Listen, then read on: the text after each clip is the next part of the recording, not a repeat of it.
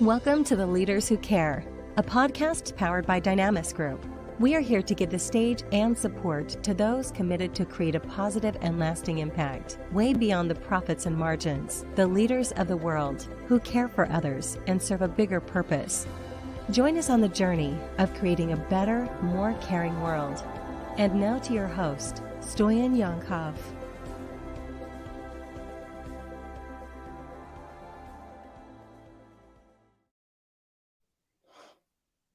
Hello, everybody. Welcome to another episode of The Leaders Who Care. My name is Stoyan, and as you know, we are on a mission to invite and feature some of the most caring, most impactful leaders from all corners of the world. And I'm very excited to welcome this morning Jakob. Jakob is, how can I say? I don't even know how to exactly introduce you, but I can say an impact maker, community builder, ecosystem creator, bridge creator, connector. Jakob has been born in the beautiful country of Sweden, but as he likes to say, he's British American by education and very Balkan by marriage and the location he chose to live in. But we will hear more about his story from himself. Jakob, how are you this beautiful morning in Tirana? I am doing very well. Thank you, Stoyan. It's a real pleasure to be here with you again. I treasure the time we had together the other day in Maribor. It's amazing when you have connected with somebody, and if you're away from each other for 2-3 years, you know, in the real world, that when you finally get together again, it's like it was yesterday, and we just picked up all these conversations that, you know, were out there and we didn't have. It was really great seeing you again, and thanks for this opportunity. And we did drink a half a gallon of coffee. Yes, it always helps at any time of the day, I think. And it was served in a very interesting laboratory style, which I kind of enjoyed as well. So yeah, very much appreciated. Again, good to be here. Good to see you again. Good to have you in the Balkans. And actually, just to kick off this conversation, I would love to hear the short version of your story. How does a Swede end up in Bulgaria, in the Balkans, and start getting excited about making a positive impact in the community here? Yeah, well, yeah. I don't know if there's a short version, but I guess we have some time pressure, so that's a good thing. I would like to say that it was all planned, but I think it was just a collection of banana peels that I slipped on, and I ended up in Plovdiv, Bulgaria in September 1993. And I remember it vividly because the whole town smelled of baked peppers. So that smell sticks with me forever, and anybody from the Balkans will know that baked peppers is very important for culture and for people's eating habits. So that was time I came down. I had a joint venture with IKEA, the furniture giant. Our ambition at that time was to set up production in Bulgaria around, in our case, it was lamps. So we were looking to source from local producers metal, plastic, and wood parts that would go into the lamps, and that would then go for export and sold all over the world. So we had a pretty good idea of what Bulgaria had as far as talent and machinery and so on, that they would be able to produce at a certain level if we could just tweak it. At least that was the plan on paper. That was probably the time when I realized that being brought up in Sweden, which, as you said, it is a special place. Unfortunately, too many Swedes think we are a normal place. We are not normal at all, in the sense that it was a very perfect childhood. It was a perfect place.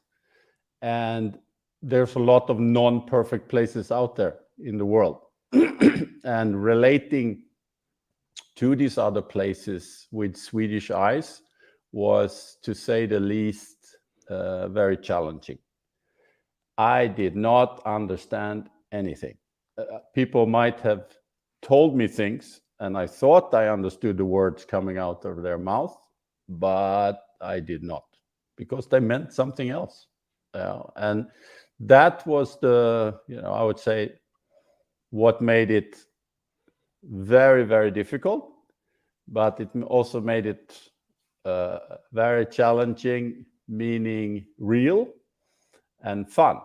And I think that's the challenge, that if you're brought up, I think, in some countries like Sweden, which, if I now look back, is a country that in many ways have reached the mountaintop, life becomes very easy, too easy. They don't have real problems anymore. Like in what I found going east, even before Bulgaria, when I worked in the Soviet Union and so on, was that suddenly there were people with real everyday problems that probably my great-grandparents had in Sweden. So it was, for me, traveling east in the 90s in Eastern Europe was probably a bit of a time travel. I went back to see my grandparents, and you could feel it in the people, that there was a sense of change, which was, I think, very disruptive, because for many people in Eastern Europe, it came as a surprise. And this transitional change, I think we in the West, we take it for granted that it was all for good. But for people, it was very, very upsetting for their values, norms, way of life. Everything was turned upside down almost overnight. And I think we should cut them a little bit of slack in experiencing that journey, that I think they took a journey of 5-10 years that maybe we took in my great-grandparents' generation for 50 or 100 years. It all got into one. So that's kind of the background that I was parachuted into, with a great belief of bringing good things to Bulgaria, and then that's kind of where it got started. And I got married there. The kids are born in Plovdiv, and that took the journey off in all different kinds of directions. So not much was planned, really, but it was the seizing the moment of the banana peels that are always thrown in front of you in life. And then, of course, you spend 30 years in one place. It shapes you as well as a person. So I hope I'm at the point now that I've taken the best of being Swedish and the best of being Balkan. I think that's where I am today. Meaning I speak a little more freely now than I did as a Swede. And you stuck around for, you said, close to 30 years. I wonder, you are still somebody external, right? That was not born there, was not raised there. And I wonder, what did you find some of the positive features and characteristics of this region? Yes, it's always good to start on the positive side, because normally in the Balkans we will start on the negative, and that will usually take an hour and a half to plow through. So I think in general what the Balkans and they need to get better at is looking at the bright side of life, to quote the gods of Monty Python. It's everywhere around. And I think the key is to compare. And it's always easy to compare with somebody who they think is better, right? But what is the definition of better? If we only measure by, you look at the world in systems. If you only look at from the economic system, we will always we are quite at the bottom of every index, right? But that's just one indicator. And I think, looking back at what really made me fall in love with the Balkans and the people and so on, is this combination of what I will call a life-work balance. That, yes, economically we are poorer. That's a fact. We will catch up. That's just a question of time. But there are a lot of other things in life. There's the weather, it's the food culture, it's the time. I think to take time to talk to other people live.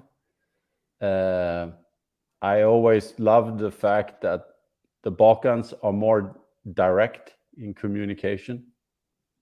They say it as it is, and it's up to you to deal with it. You don't have to overthink everything all the time. I think they are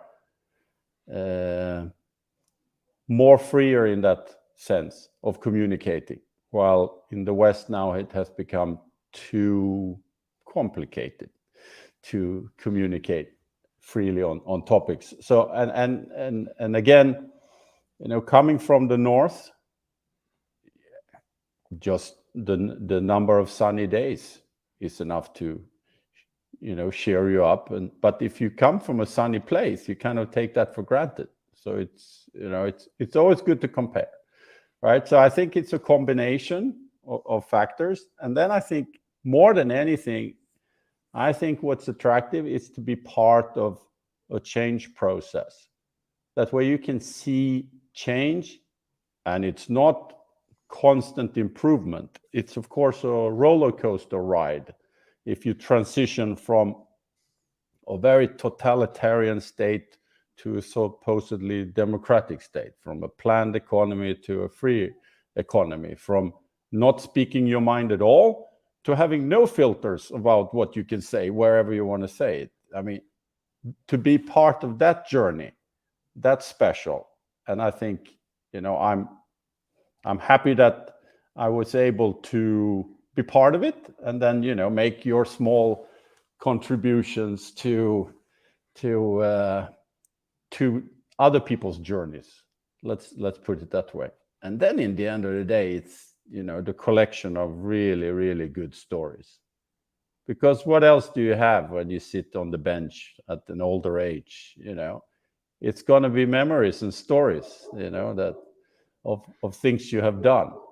And I think if you want to do things in the real world, I think the Balkans right now is, wow, this is the place to be.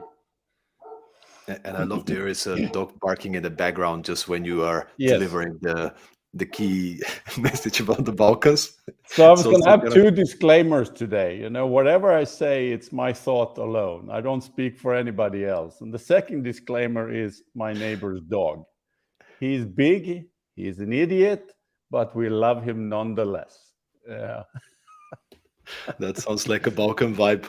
And I just want to say thank you so much, Jakob, for your commitment all these years to stick around with us here in the Balkans, and despite our sometimes very stubborn mentality, to be patient and to continue doing the work that you do. And I'll be actually happy to hear if you can share with us a little bit more about what you guys do in the region. What have you been working on? And of course, how do you continue to stay passionate about making a positive impact in the region? Right. So my latest effort is around a program called the Swiss Entrepreneurship Program. So it's quite clear who is funding it. It's the Swiss taxpayers, and I work for an organization called Swiss Contact. It's a private foundation sitting in Zurich, and the agency to whom we report is called the Secretary for Economic Affairs. So in short, SECO in Switzerland. So the mandate we have as a program is around, I would say, encouraging startup growth, and then looking at ecosystem development. And I think if the question is about why do we do it? Why does the Swiss go down this road? I think it's very much around, okay, if we look at, in Bernie Sanders' language, it's income inequality. And I like to see it around income inequality among countries. And I think if there's too much income inequality between European countries, it creates pressure for young people and other people to move from one place to the other. So if we can leverage this out a little bit, as I say, for Bulgaria or for the Balkans, that means that more young people will stick around at home, and that will make a lot of the older people happy. All right.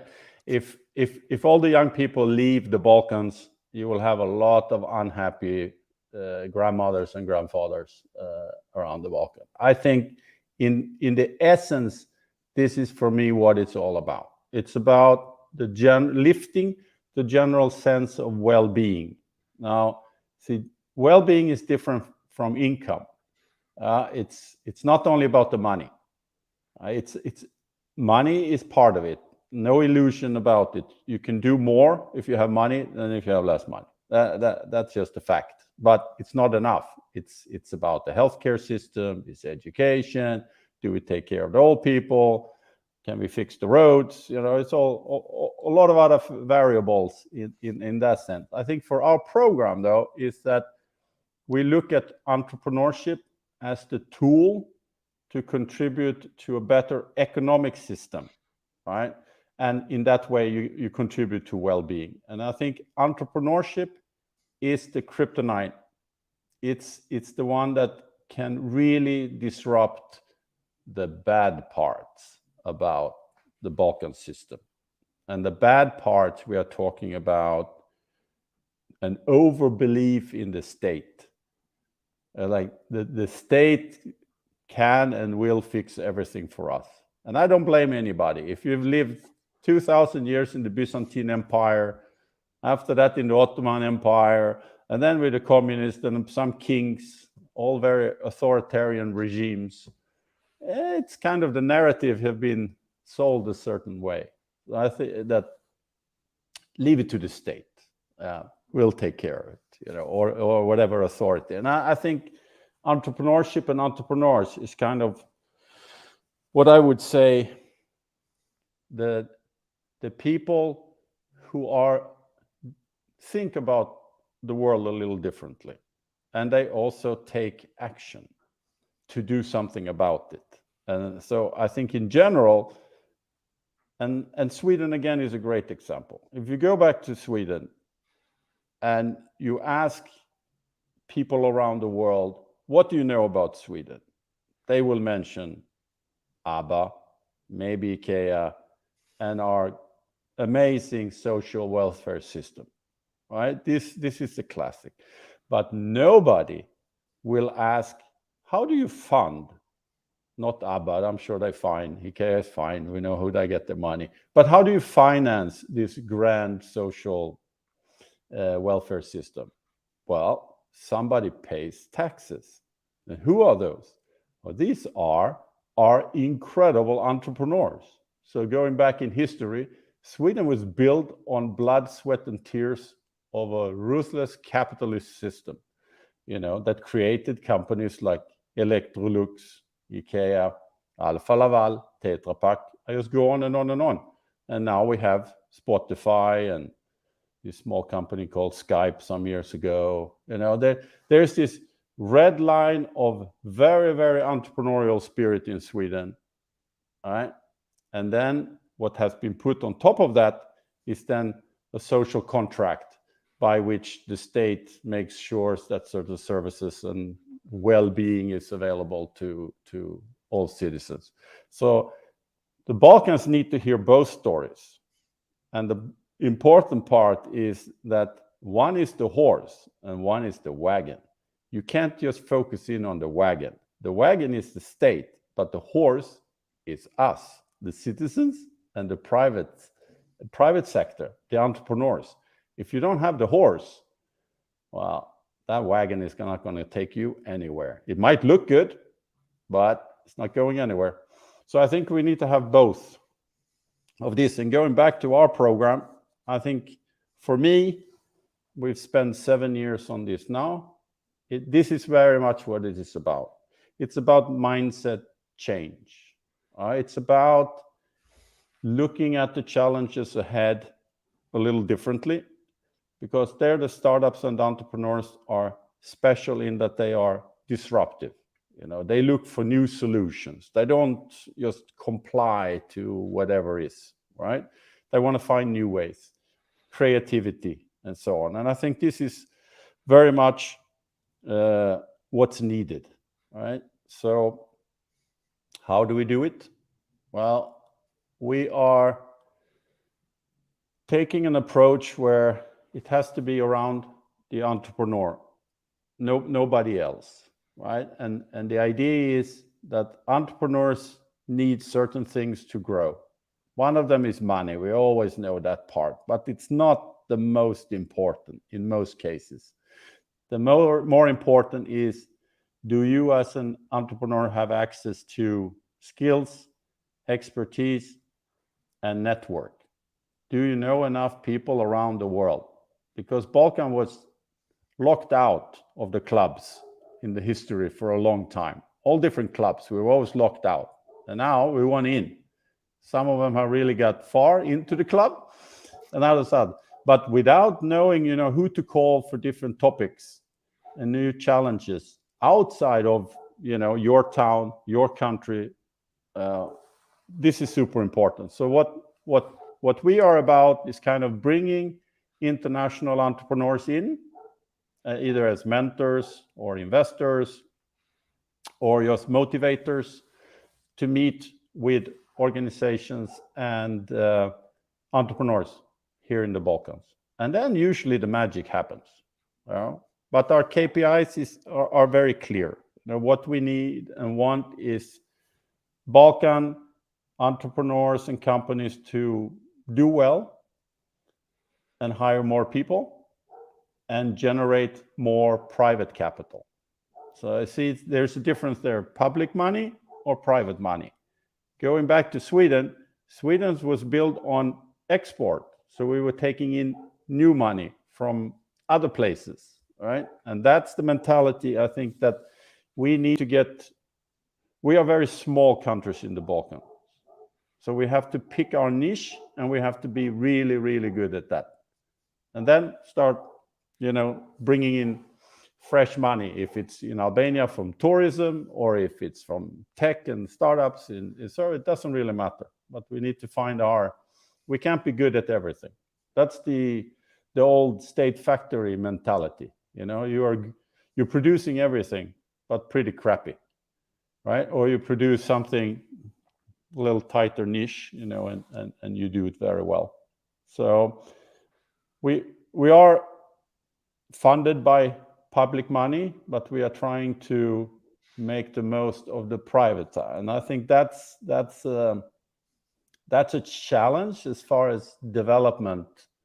We are in the business of international development. That's, it's economic development on all different kinds of levels. But even there, I think we as Swiss Entrepreneurship Program, we are trying to do it a little bit different. And that there is, for us, there is a realization that the kids have grown up. And the entrepreneurs of 1990 is not the same as the entrepreneurs of 2022. And that means that we as actors that are here to support, we have to change to accommodate. So for us, it must be demand driven. It must be that the founders and the organizations here know what they want, and you respect them for it. And you try to take them to the next level. Again, the kids have grown up.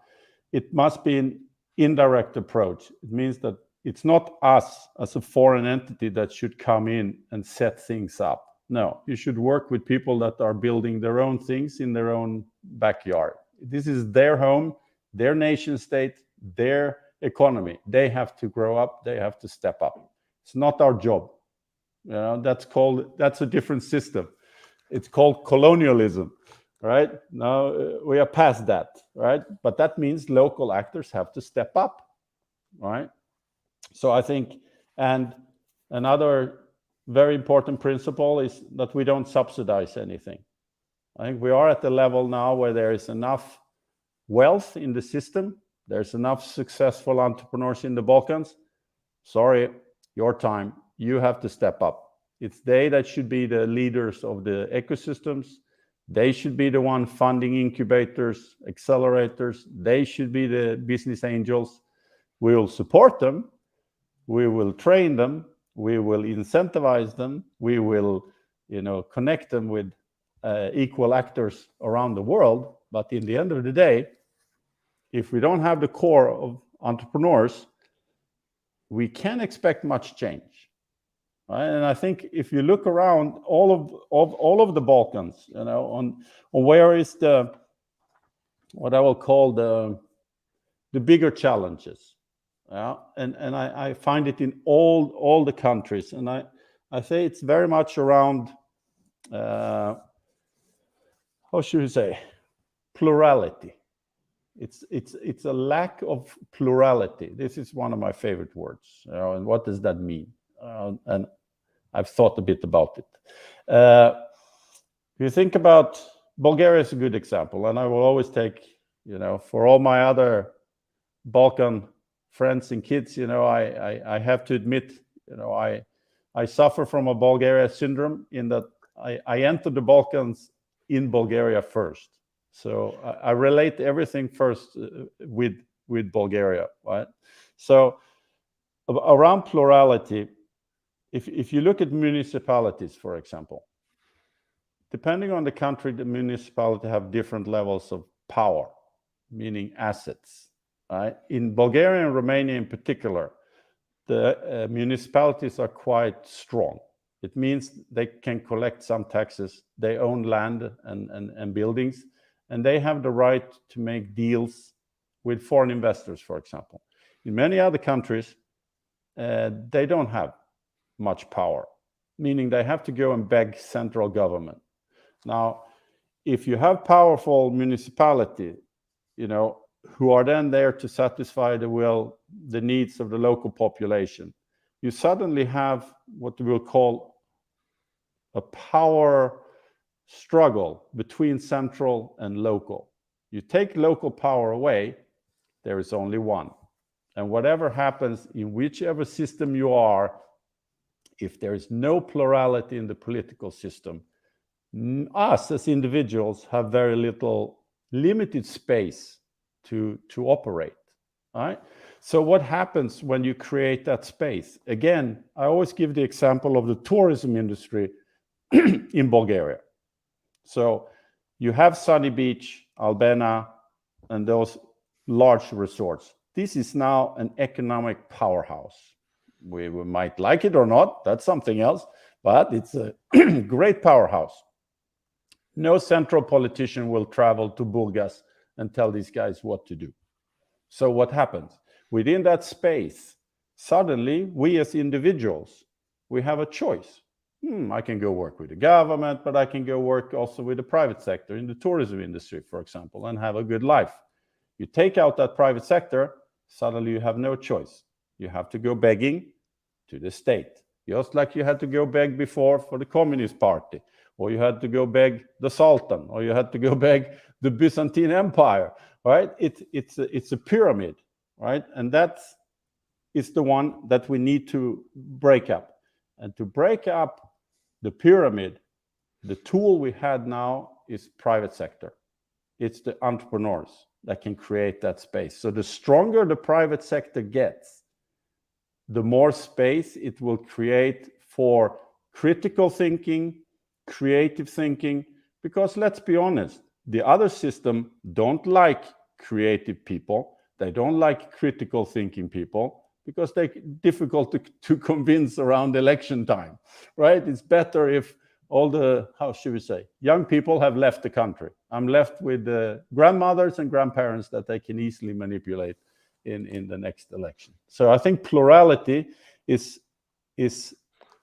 the number one topic. You need to have plurality in the economic system, but it's also about thought, about in the media. Is there a multiple narrative or not? Or is it just conformity to one truth? And like it's always been in the Balkans. So very long and philosophical answer on that one, but I love it, and I want to dig deeper. Actually, we had this conversation when we drank all this half a gallon of coffee in Slovenia, when we discussed the mindset in the Balkans, not just within each of the states, but in between them. Now, I'm in Estonia at the moment. I lived 10 years in Denmark.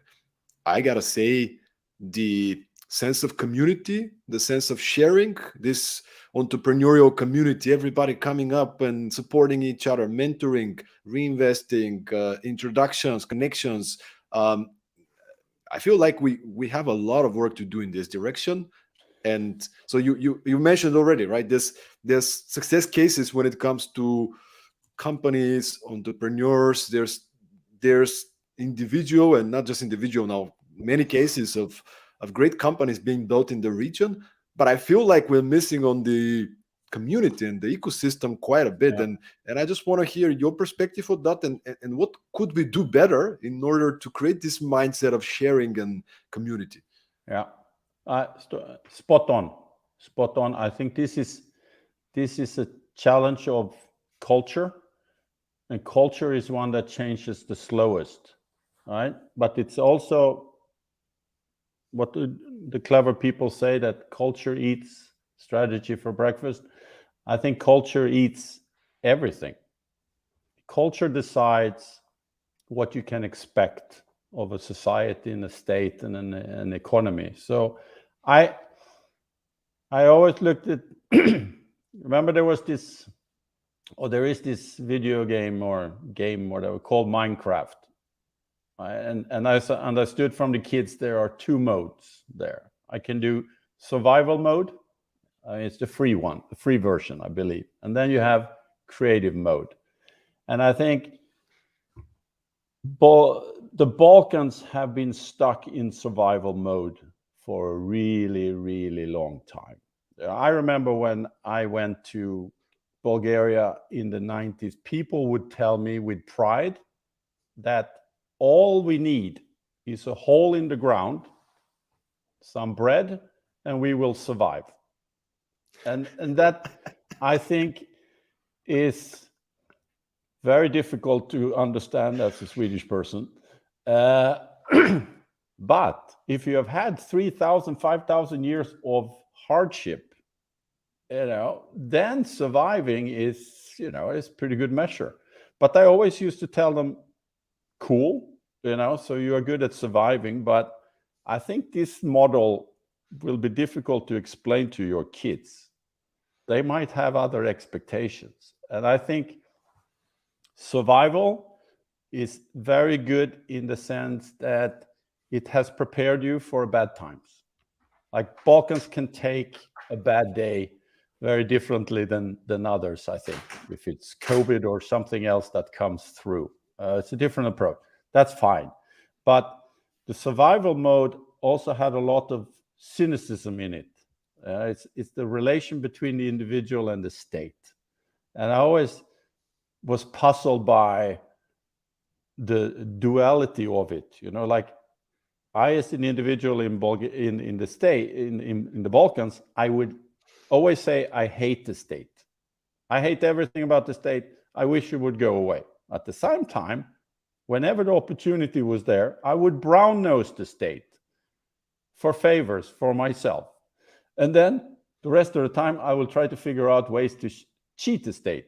So it was a very mixed and confusing relationship. And it doesn't get anywhere, but I understand where it comes from. It's this relation with a very, very conservative, hierarchical, patriarchal, whatever systems that was, right? So we need to move now from survival mode to creative mode.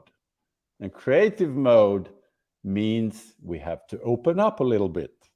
We cannot be only for ourselves, surviving with a piece of bread in the hole. We have to get out of the hole and start building communities. We have to start building relationships. And we're very good at talking. We are very good at communicating, but we need to get to the next steps. We're good at the dialogue. We can get together and we can hammer things out. And, if you have a couple of rakias, the plans get more and more elaborate. Sometimes you wake up in the morning, the plan was not that great, but anyway, you start over. But now we need to go to the next step, which is really about collaboration. And then you get up against the biggest boogeyman of all, trust. Because we have a context that have not encouraged trust for a really, really long time. And how do you get around that? Then the challenge is, which I don't think there is a manual for building trust more than trial and error. You have to try out different relationship. I think, yes, you start by talking and then do some activities together that might not involve money, but, get together, do something together, if it's a workshop or it doesn't matter what. And from there, you move towards cooperation. So I think it's about, for me, it's more about stop talking about it and start doing it. We know what needs to be done. And we are getting, it was not like that in the 90s and early 2000s that people would even talk to each other. Because people in the different sectors, if you are in the private sector, to take two textile factories to talk to each other, no way, we compete. The same in the ecosystem, you take different support organizations. Why should I talk to this guy across in the same town if we compete for the same honeypot? Again, we are at the stage now that, remember where I said before, if you look internally for the money source, if the money source is the foreign donors community or the state, you will have competition. But if you're competing in the whole world, against and with the whole world, if the money is coming from abroad, suddenly you look at your colleague down the street and say, you're in that niche, I'm in this other niche, so we don't really compete at all. Maybe we can talk about things, all right? And I think there is the challenge also in that we have to let go of egos a little bit. We have to accept that we might not know everything about everything all the time. Macho culture is cool, but it gets silly at some point. We have to be more open to learning new things. And then, of course, there are things like shame culture, that failure is lethal. All right, I see you nodding there. So I mean, no, but that's specifically for the region. I think it's something that you can find anywhere. I've worked in organizations in the UK, in the West, and you can find this in big organizations within the culture of organization that I don't want to experiment. I don't want to try things out because I better be safe, right? But generally, if you go more east and southeast, when we work with programs with entrepreneurs, with startups, it's very hard. This kind of I have to win. There's no space for failure because the external pressure, you start your own company and every second person comes to you. But when are you gonna find a real job? Yeah. And, no, I think you have a lot of this. I call it the dinner table conversations, right? You have, and many houses, grandmother is still in the house as well. So you have to try to convince her as well. It's not only your parents you have to convince, that entrepreneurship is where you wanted to go. But I think it's a lot about risk taking also. I think if it's playing it safe, you're back in survival mode. You're back in that hole. and sure, you took that job at the municipality, no offense, we need them as well, but not so many probably, and we need more entrepreneurs. And your grandma might be really happy about telling her friends that you work in a bank, but this is like a football team of just goalkeepers. We need more offensive players, and if you're going to make offensive players, you have to start taking risks. So you need to live a little. And I think in general, for me, that's what it's all about. We live in a real world. In the end of the day, you have to go out and kind of build things. You need to dare. You need, I think, be brave. You have to face up to the fact that not everybody would love you all the time. And if you do things will break. But as I said before, if you don't break things, where are all the jokes then? Where are all the memories of, life is ups and downs, sideways turns, you never know what's coming. But if you're not out there, trying to build something, you will never know. And you can't cover it up with Twitter and Facebook posts. You still haven't lived. Sorry, that's mine for the future. I think we are trying to build some kind of virtual reality for ourselves. As far as if I hit my knee on the table, it still hurts. So I know I'm still in the real world, right? And I think for reality is much closer in the Balkans. It's easier to see the consequences of bad decisions, but also to see when things are going well.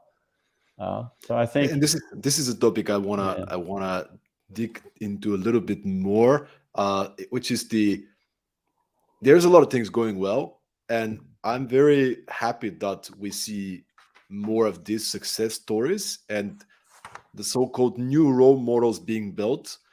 Because you probably will agree with me, the past 10-15 years, somehow entrepreneurs and founders from the region would always look for inspiration in the US, like the Silicon Valley companies, Facebooks and Amazon and all these kind of conglomerates now, not that anymore startups, but the everything that we kind of learn used to come from the US, and in many ways, many of the things are just not relatable, because you're not in Silicon Valley, you don't have this access to resources, network, ideas, talent. It's a different reality, it's a different culture, and I really hope we can start inspiring more people to look within and to look around the neighbor, the person next door that's actually building something amazing, and learn and share these learnings and knowledge. So I wonder if you can also kind of give us a perspective on that topic.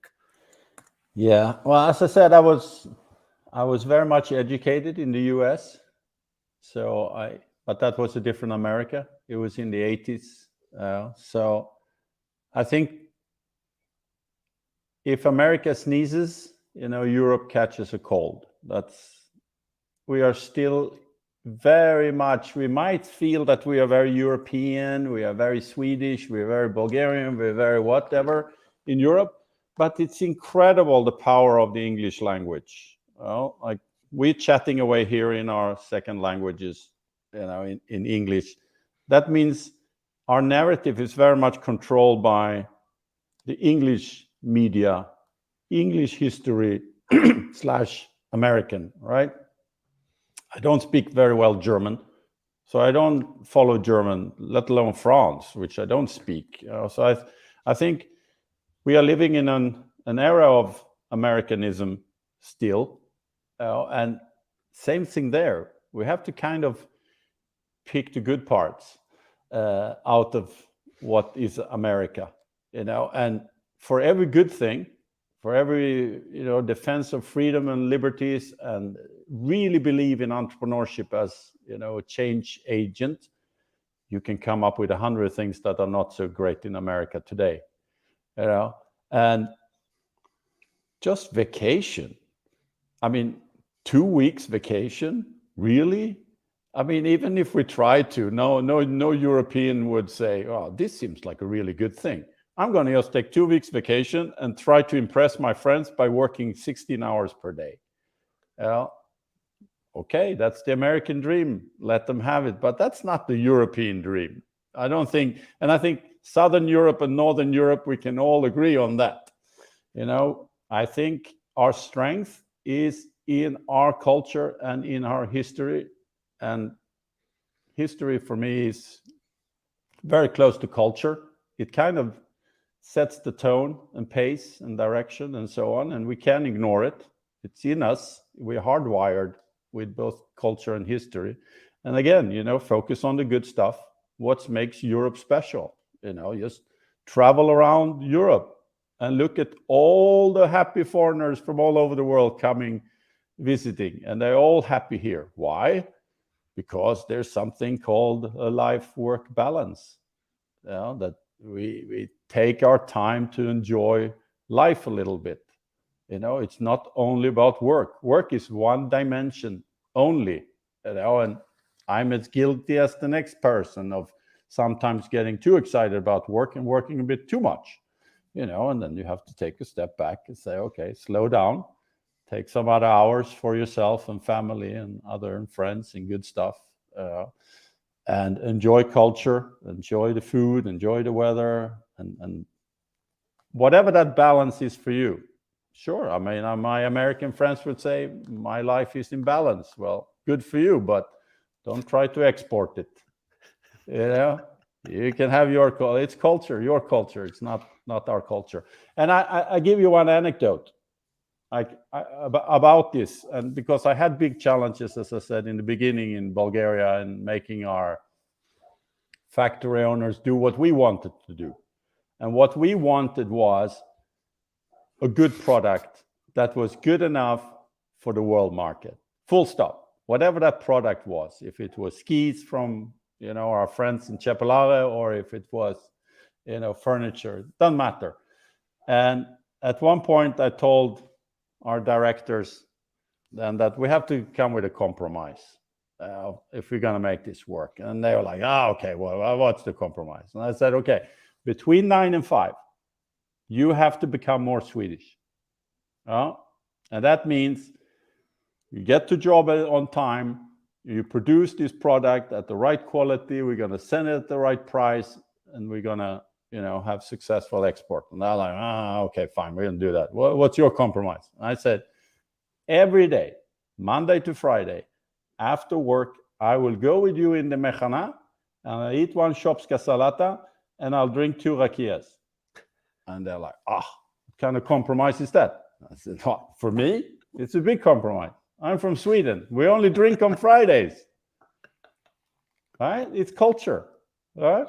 But culture is culture, but we still live in an economic system that has certain requirements on us that we cannot compromise with. Whatever you do after, and doesn't matter. Yeah. Did it work? Like, did that kind of strategy work? And I think actually that's an inspiration for not just countries, but businesses, leaders who are listening right now, that's respecting so how did it work for you? And I think it worked out well. I don't like rakia anymore. I stopped drinking that, but no, it worked. But I think the essence of and the key of the rakia is the time you spend together with them, talking about what needs to be done. You can't replace that human to human contact, especially if you come from different cultures. We are all different. Yes, if I cut my arm, we will all bleed. Yes, we are the same in that sense, but as cultures, we are very different. And we can't assume that we automatically understand each other. Nobody will understand a Swede in the 90s. What?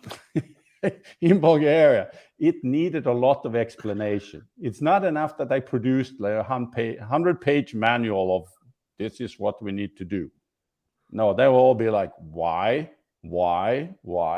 That's when you need to have that time together to explain, where it's coming from, what's the benefit, we do it this way. And then every now and then they'll surprise you and they will say, this one and that one. No, I don't think so. Okay, let's try it, see if we can do it without that one. And sometimes, it works. So I think, communication.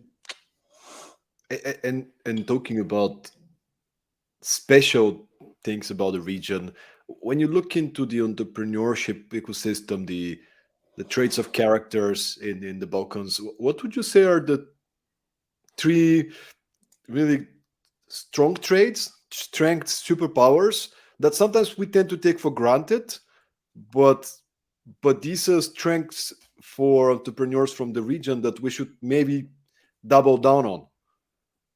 Yeah. Well, one, going back to my survival mode and the hole in the ground, I think we are natural bootstrappers. Like, we can fight it out for a really long time. Just give us a soup and we'll go on for a month. So I think this is a really great departure point. It's like there's very high threshold for panic. You're like, oh, we don't have money, we need to go fundraise now. No, let's go talk to grandma, and see if we can squeeze out of her, or we take a third job just to get through. All right. So I think the natural bootstrapper attitude is number one. The second one, I think we are getting more and more disruptive, meaning more critical, and with more critical, giving space for more creativity in the way we come up with solutions. We're getting braver. We're thinking bigger. It used to be, oh, maybe I can make this work in my street or my town or my region of the country. Now it's more like global. And then I think the other is that we want to show the world that we can do it. Like, Balkan has a bad connotation. All right, I think we should change it. I think we should talk more Southeast Europe, show that we are part of a bigger thing called Europe. We are not like Europe and the Balkans. No, Balkan is Europe. And I think there is this sense now that we have come out of the hole. We're going into creative mode, and now we're going to show you what we are made of. We're going to show that we are as good as anybody else, right? And you go back and you look in each country, the only ones that have that attitude right now, it's our sports people. If you not going to mention any of them, but if you go back in the last 30 years, who are the ones that have really punched above the belt internationally from the Balkans? It's our international sports stars. We need to get the economies, the entrepreneurs, to think the same way. There's no excuses, nothing holding us back. On the opposite, we know what the tough time is, and use that as one of the driving forces. A lot of people, they will crack at anything, in the West. The wind is blowing a little too much. Oh, I'll stay at home. I'll catch a cold. This is, I would say, the big 3 for me here on the top of my head. Sure, there's others. That is fantastic. Yeah. That's fantastic. Thank you for sharing them, because as we keep on talking about that, we tend to take them for granted, and especially in this reason, like to focus a little bit more on what's not working well, what is wrong, what is the obstacles. We'll still do the job, but kind of the conversation go in this direction. And the more we can shift the conversation towards what's working well, what are our strengths, what are our resources. I mean, it's a lot cheaper to hire people in the region, right? That's a resource. People are tenacious. That's a resource. People want to prove themselves. That's a resource. People are smart and educated. That's a resource. What else? Let's put all those things together, and based on that, actually double down on that instead of let's hear what Mark Zuckerberg has to say about building company culture. Maybe there are some good points that you can learn and get inspired by, but it's a completely different context, right? Yeah. And we have a question from the audience, which is kind of general, but I think in the context of what we talk about, you might find it interesting. So there is a question from someone.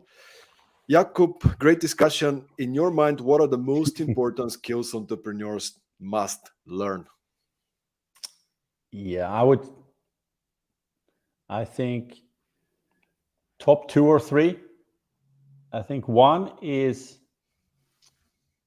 I would say, Western business communication skills. So there are expectations when you communicate with a foreign company about the speed, the language, the response time, and so on. I think you got to get that.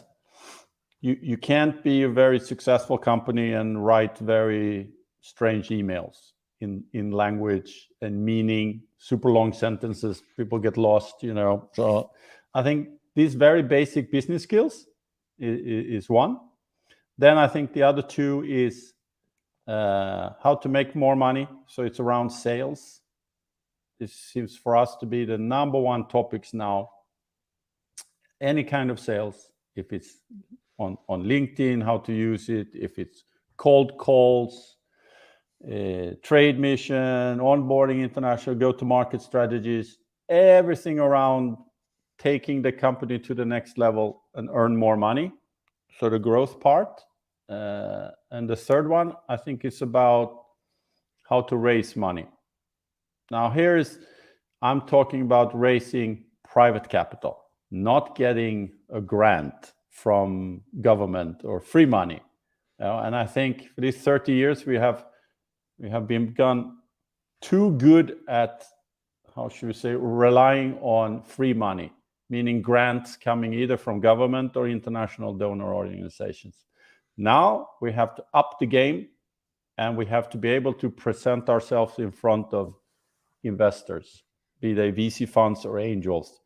Again, the kids have grown up, but they have to show that they have grown up.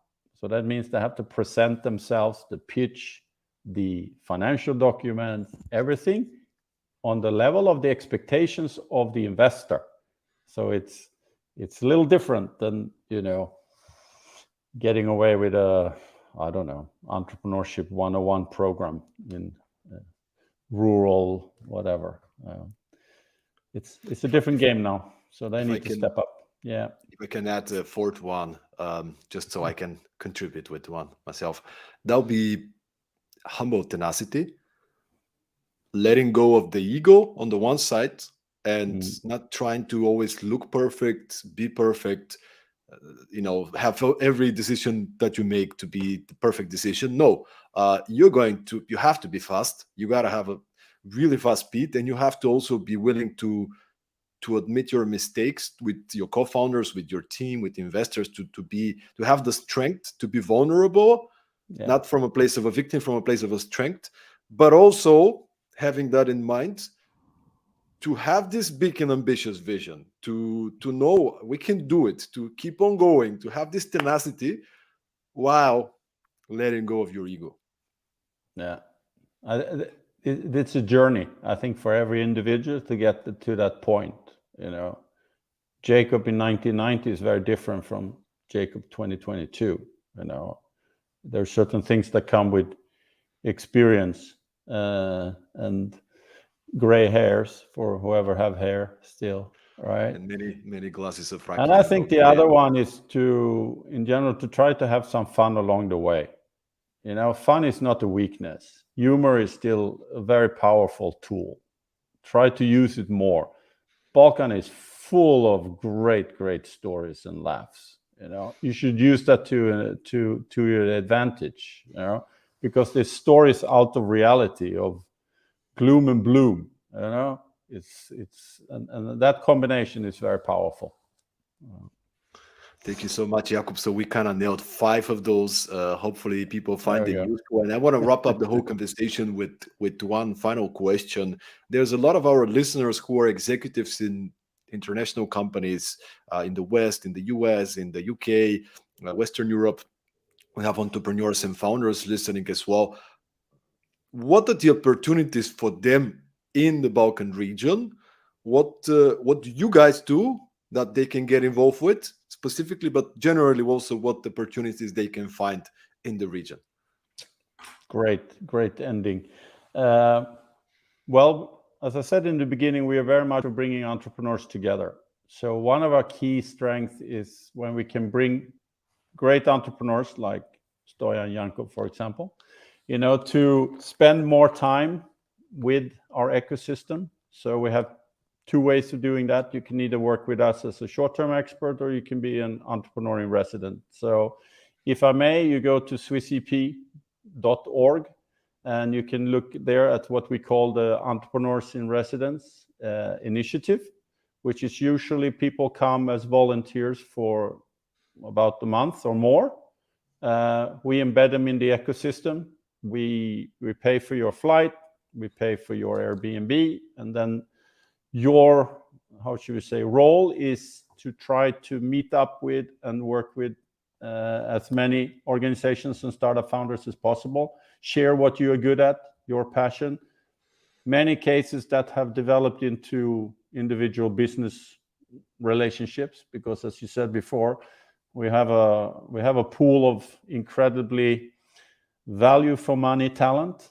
That's how my wife tells me I should say things are not cheap in the Balkans. There's value for money, so I hold that course strictly. And I think bringing Balkan and the West, the markets and the talent together, that's where the magic is, and that's where we will be globally competitive for a really long time.